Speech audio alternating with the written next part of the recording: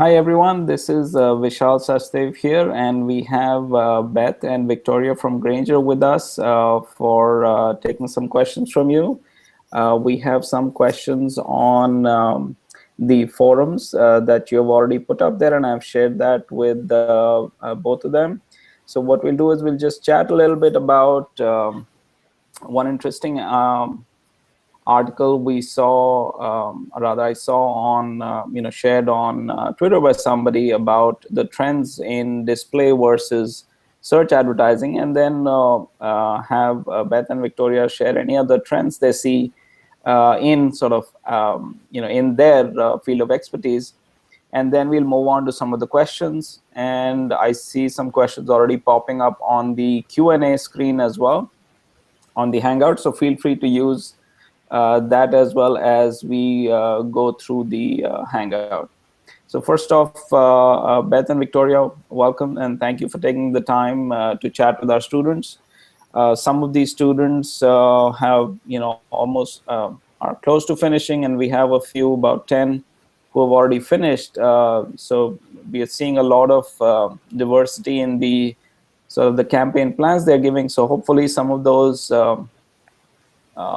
give you interesting ideas as well. So over to over to you both. I wanted to just get your perspectives on this article that I shared with you, which talks about the fact that display, sort of the spending on display seems to be on target. I think the time frame they had in the article was about 5 years to actually overtake search advertising.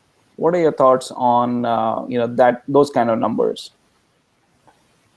Yeah, well, good morning, Vishal, and to the rest of you in our listening audience. I feel like I'm broadcasting from WMAQ. This is Victoria Jurkowski. Last time was my first time doing a Google Hangout, so I decided to make it a little more visually interesting for you this time. So we have the Chicago skyline in our background and a more attractive member of our digital marketing team with us this morning. So, but Vishal, the point that you raised actually was part of the reason why I made the change in my own career, moving from traditional media into digital and specifically into display. And I believe eMarketer, if you're quoting a similar article that I saw this week, actually says that display advertising is poised to outpace search in 2016 in terms of total spending. So even sooner than maybe they predicted. But the reason being is because display has evolved far from the transactional retargeting bottom of the funnel that it originated to really being a much more targeted and efficient way to reach mass audiences with branding messages. So we've really seen an explosion of video, and I think the marketplace is kind of poised and ready for ultimately what we hope to see soon, which is to have programmatic TV and more digital media available in the RTB and programmatic marketplace. So it's really become a replacement for a lot of traditional TV, and I think we're really seeing a lot of brand marketers that are waking up to that. Thought leaders like the Procter and Gamble's of this world that are really starting to pool a lot of money into programmatic video.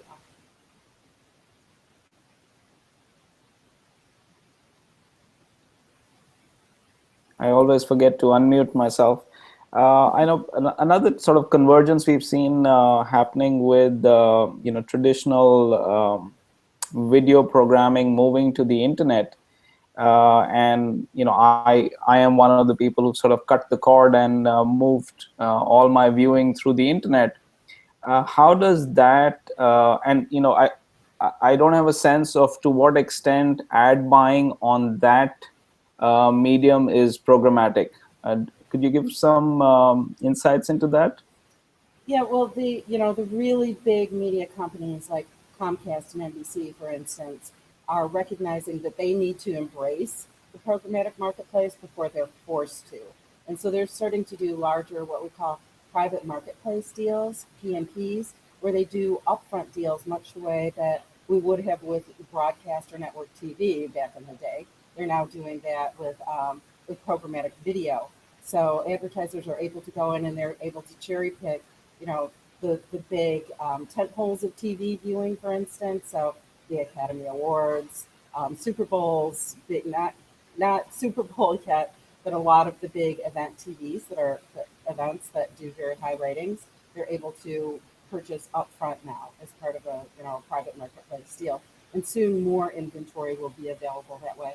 I can't tell you exactly what percent of the inventory is traded that way because a lot of that is proprietary. A lot of those deals they're trying to keep quiet right now, but we see the industry quickly moving in that direction. Always good to be looking out at trends that are going to shape the market, and I think programmatic video buying on on these channels would probably make us retool on the skills that are required to effectively compete. But I'm guessing the platforms and the mechanisms might be similar, so most of the professionals might be able to extend their expertise in programmatic buying on the internet to buying on in traditional video content platforms as well. Yes, that's true. There is, aside from the strategy and knowing what audiences you want to reach at what time and what environments for the right price, right people, right place, right time. It's the same concepts apply for the digital environment as they do for terrestrial and traditional media. But what I've learned in my own career transition is there's this whole other thing called data, which traditional broadcast marketers and buyers wouldn't be as well versed in, and that's the ability to capture all those signals. So our first party, second, and third party data that is the whole part of the audience definition that differs so dramatically from what we were used to doing. So we used to buy demographics and we used to buy the type of content that we thought would attract a certain type of audience. And now we're able to find that audience wherever they are. We can also make the context relevant through contextual targeting and private marketplace deals, as I said. But we're truly starting with the audience first. But an understanding of that data and how it's collected and what data can be transferred to what platforms is really important. And that's where Victoria, with her background, and she has a degree in mathematics and really has a penchant for data, it's where her background has really been an asset to the team. So Victoria, not to put you on the hot seat here so early on a Wednesday morning. No, it's fine. I actually think that, kind of like the key underscore there is, getting the data to talk to all of the platforms, right? Like that's really where kind of like a lot of issues come in because we're not, yeah, we have IT talent here, in marketing, but a lot of marketers are not usually technology first. So that's definitely been interesting to watch kind of the industry, acquire more statisticians, acquire more IT people to be able to build out all of that technology, to adopt all of that marketing theory and, all of the marketing ideology and kind of see them come together. I think you had mentioned something with reference to the data integration between platforms when you had shared the data or sort of the simulated data about your campaign performance for the Bosch campaign. So perhaps it's a good time to move on to that data as well. So that was really useful for generating a lot of discussion among our learners. And I thought it would be good to have you just walk us through the data and clarify, the segments that you're tracking and how we differentiate between the segments that are there in that data file. And there are a few questions, pertaining to that, and a couple that are coming up on the chat here. So let me try and share that file on the screen, and let's see if we can just go through that and have you explain for, let's say, about 5 minutes what that data is. Yeah, sure. So does that show up for you now? Or do I need to make it a little bit bigger? Nope. Or is it clear? Okay, so over to you. Great.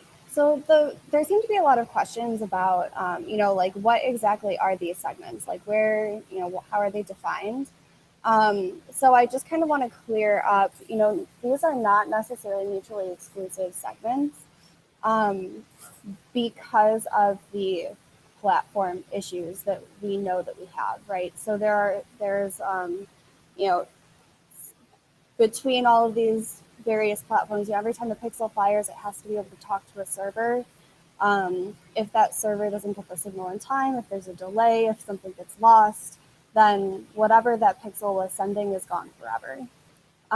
It happens a lot less often with pixels, and it happens more often with the communication between the DMP and the media platforms. So that's kind of why this is kind of an experiment in how big does the audience, like the targeting audience, have to be in order for that drop off to no longer matter. So we used a combination of both site pixels and DMP segments. So the BoschTools.com only segment, that is based completely on the media partner site pixels on BoschTools.com. That was really just a all-encompassing, we're not excluding anybody in here. It doesn't matter, how irrelevant we might think they are. They came to BoschTools.com, so we got their cookie. The other segment that seemed to be in question was the BoschTools.com, but no Grainger visit. So this one was initially based on the DMP segment, but we had a technological error, and the time that it would have taken to fix that error would have, it would have been outside of the scope of the campaign. So we kind of simulated that segment. It's the same segment, but instead of using the DMP, we used a combination of site pixels. So we used the site pixel on Bosch.com and the site pixel on Grainger.com. So we wanted to see how specific of a target did we need. Could we track the user's experience through through these combinations of segments? Because although we do have some path to conversion analysis, that's actually fairly laborious, and it's easier to track path to conversion through kind of like cascaded audience segments. So hopefully that answers, that helps to clear up that definition. So I think that probably the rest of the data should be a little bit more straightforward. The only other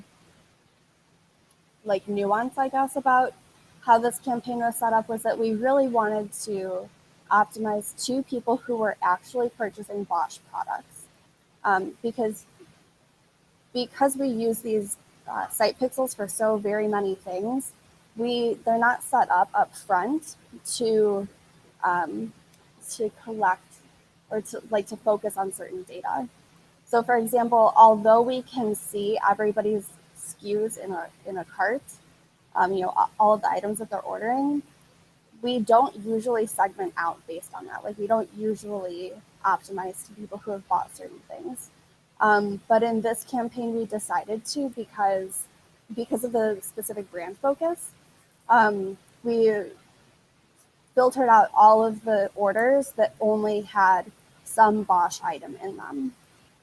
So it's very, we know actually that this campaign drove a lot of other orders for competitive products and also for completely irrelevant products. There were people who received at least one impression from this campaign who ended up converting on Grainger.com, who bought batteries, for example. So we just decided to exclude those orders from this campaign because they were so much less relevant. And if I could just tag on to that, I mean, the type of targeting that we're doing here is really super targeted, which is great, and has made the campaign really effective. The ability to do that is, I think, contingent on, how broadly you're targeting. For instance, our retargeting campaigns for Grainger.com, we sell over 1 million products. I don't know what it's up to, 1.2, 1.3 million. So to try to, limit it to a specific product or a specific product category when you're dealing with that kind of breadth of offering can be incredibly difficult. So with a campaign like this, it's much more focused. It's much more easy to do that type of advanced targeting. Mhm. So just something to keep in mind. We also have more of a reason to do it, right? Like we wouldn't, if it wasn't for Bosch, like we probably wouldn't care what they were buying as long as they were purchasing from Grainger. Right, exactly. Right. So the partnership drives it. Yeah, absolutely. Yeah. Yeah, thank you for that. So, I mean, yeah, it seems like that even calculating the ROI on these campaigns is, is not, it's sort of half science, half art as well, because you got to, decide what data is not relevant to, or such as, you said some of the orders that are not relevant to include as part of the ROI. So I think this requires a lot of iteration and I guess getting into the campaigns and then becoming familiar with the campaign and the objectives and the kind of data that you're tracking. But as you, I think that the great part is that now that Grainger is doing this, as we know, with these special partners, that provides much better guidance on where these campaigns are going. So I think the that has also helped in framing the question for our learners, and so that has kept them focused on the problem at hand. So that's been great that we haven't had sort of a scope creep happening on what problem the learners need to solve. So while we're on this data itself, I'll keep it on. So there's one question from Ranjit, actually two, on this data. So are you able to see that, Victoria? Or I don't see the questions, I just see the data. so the if you see the Q&A button on the left panel, or if you just mouse over, it might pop up on the Hangout screen. Is it the chat? No, it's about the fourth Okay. link from the top, Q&A. Okay. Okay, cool. So the first one I've selected, that's the first one from Ranjit. He's from India. He's pretty active on our forums. Okay. So the question is, it shows nearly Column as B. many impressions from the non-visitors to Grainger as visitors to Grainger. Can we say that we put the number of visitors and non-visitors are also equal? We actually currently don't have a lot of visibility into the number of actual people in each of those segments. That's a custom poll that I'm waiting to get back. We know that that about half the people who were in the Bosch segment actually made it to Grainger.com. And then it's likely that more people were just found on Grainger.com. I would say that the Bosch segment is probably bigger. The Power Tools category segment kind of throws things off a little bit, just because we had that on. So initially we thought that it would be interesting to know who was going from Bosch to Grainger and also who was going from Grainger to Bosch. So that's why we turned that on. But we realized that the Power Tools category was just so large that we couldn't do that without completely skewing the campaign. So in terms of size, the Power Tools category visitor is going to be the largest. BoschTools.com is slightly smaller. And then about half of the people who were on Bosch came to Grainger. I hope that answers the question sufficiently. One question, you might have already answered it in your initial explanation of the data. I just want to reconfirm. This was in the email that I sent you. There's one question about what's the real difference between segment 1 and segment 2. So it's saying, does segment 1, which is BoschTools.com only, mean that the user visited a website afterwards, which is not correlated to MRO? I'm guessing website might mean category. Yeah. And So, oh, sorry. and I mean, you have the second part as well. Does the segment 2 mean that the user visited a competitor side of Grainger.com? Yeah. After Bosch. Yeah. Okay. So yeah, I have a little. I have the email pulled up. So does one mean that the user visited a website after that's not correlated to MRO? Frankly, that is most likely the case.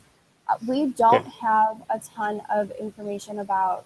We have some like very broad contextual information about the the the sites that our ads were shown on, but we don't. And so some of them are, some of them are business related sites like Business Insider, Wall Street Journal, or the Practical Machinist is another popular one that we see a lot.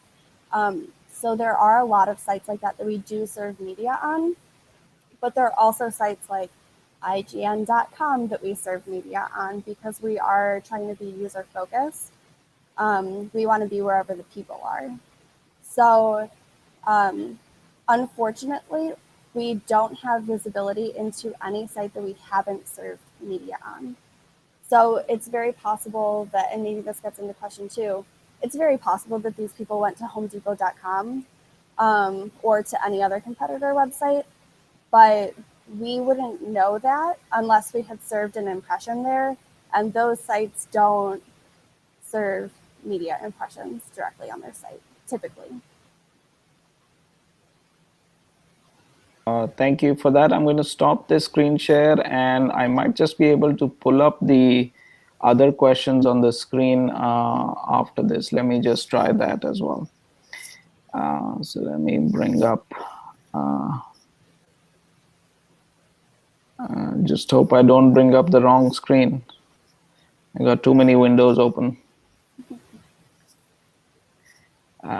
So that's the right one. Okay, so that'll help everybody see the questions also that we are.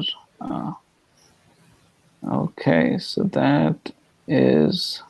So we'll start with the question 1 and 2. These are sort of not related to the data. So over to either Beth or you, Victoria.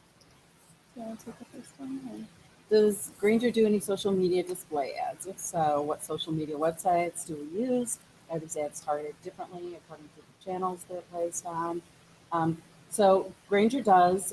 We started a social media practice about 5 years ago, and we think of social much more broadly than just social media. We think about it as social business, and that's a little bit deviating from the heart of the question here. But we do social media, certainly, Facebook, is one of every, I think, 4 of website visits today. So we do have a very dominant presence on Facebook. We also use it as an inventory source for our programmatic display ads, but we do actively, we have our own Facebook page, and we do place ads on Facebook.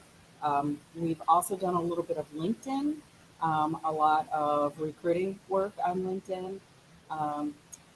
We've trying to think what other social platforms we've done a little bit of Twitter, but very little. It doesn't really resonate as much with our target, which tends to be slightly older. Anything that you want to piggyback on there? Yeah. For Bosch specifically, however, we are not doing social media campaigns. It's speaking more broadly for Grainger, at an enterprise level. So notable product affinity between Bosch Power Tools and other categories of products.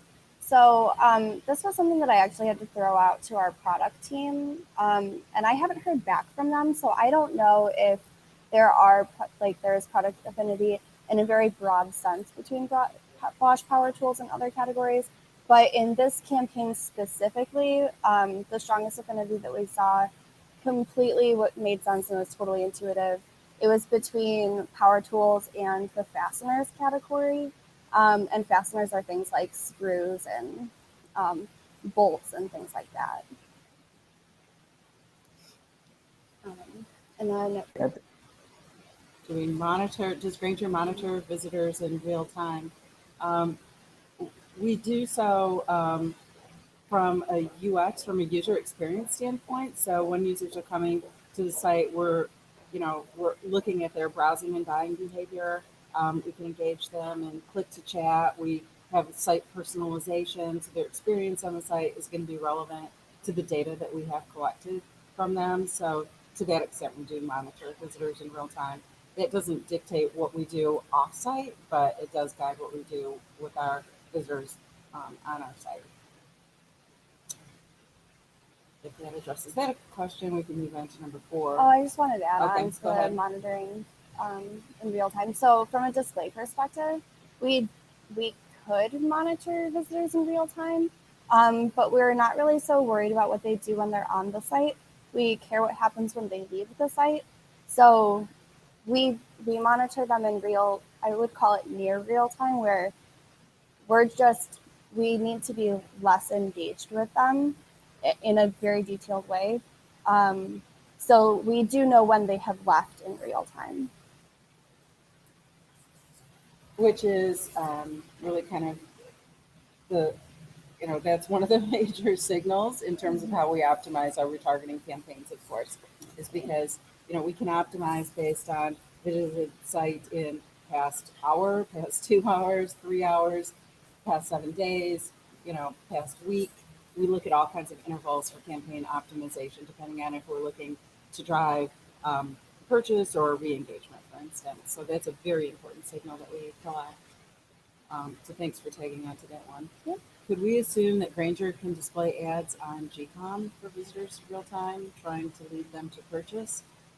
So we do have a team of people, our merchandising, on-site merchandising team that does exactly that. Once people are on our site, we're really not advertising to them. We're really customizing the experience to encourage, to make their experience better and more relevant, to give them the information that they need. So in a sense, I guess it's on-site merchandising, not so much advertising. We think of advertising more as off-site, that we're trying to drive people to the site. But yes, we're very active in making our on-site experience relevant and hopefully leading to conversion, of course. And then you have a question here about BoschTools.com only. I think that's already been answered. Yeah, we've already answered that. So I have another question on the Q&A. I'm going to select that. So you can have a look at that and answer that. Yeah. So on Grainger.com, Bosch products didn't appear above the cut. So I'm curious about the experience that Charlotta had. Just in that, was it a search that she was doing, or was it like a product recommendation? Because all of those different tools that we have on the site, they all kind of function a little bit differently. So for example, like our search function uses a different algorithm than our product recommendation function. And the search functionality in particular is something that is always being updated. So it could have been that, you just happened to be searching at just the wrong time. And, maybe something was in the middle of an update and unfortunately had a bad experience. Or it could have been that you didn't, if it was a product recommendation space that you were looking at, it's possible that you didn't engage enough with the Bosch products, so we didn't interpret you as being interested. So unfortunately, being registered on Grainger and being registered on Bosch, we aren't so tightly integrated with them that those two things would communicate to each other, right? So we don't know that you've read, all that we know is that you've been to Bosch, and unfortunately, that targeting doesn't have, at this time, it's not like a primary signal that we're taking in when we deliver the on-site experience. That's something that will come around probably in a phase 2 of this program. Thank you for that. We'll if we have another question or two. So there's a clarification from Charlotte on that, highlighting that.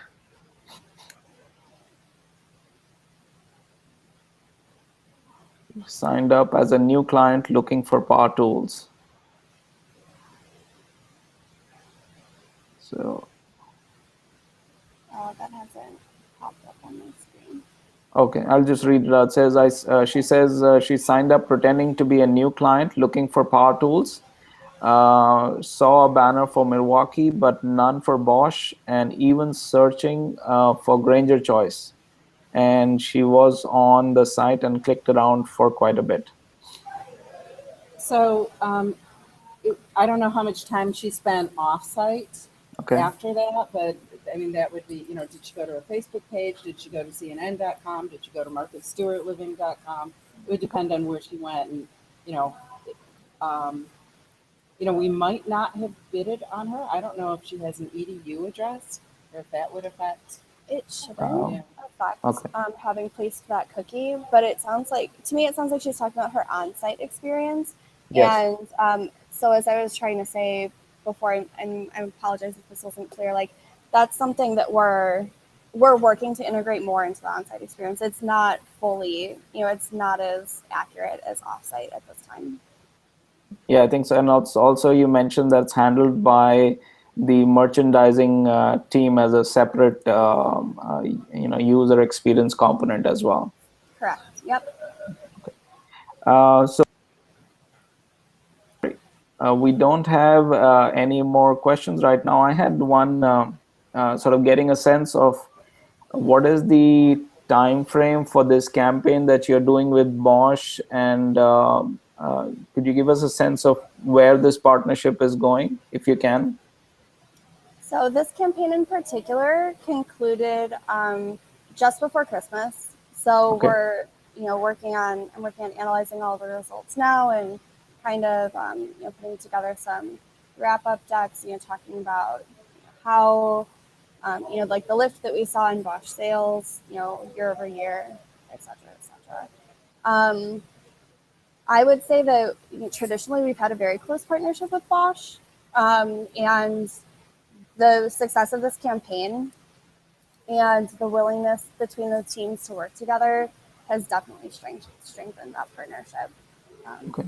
I don't know if you have any. Yeah, I would just add to that, thanks to all the really great work that Victoria has done in managing this relationship, this has really caught the attention of our leadership. And this is being held up as kind of a case study of what we would like to do with many more of our strategic supplier partners. So it could be Honeywell or GE or many other partners that we would be working with in the future. So some pretty, I think, groundbreaking work here. Pretty excited about it. Oh, great. So I know we are also asking our learners to give recommendations for email campaigns.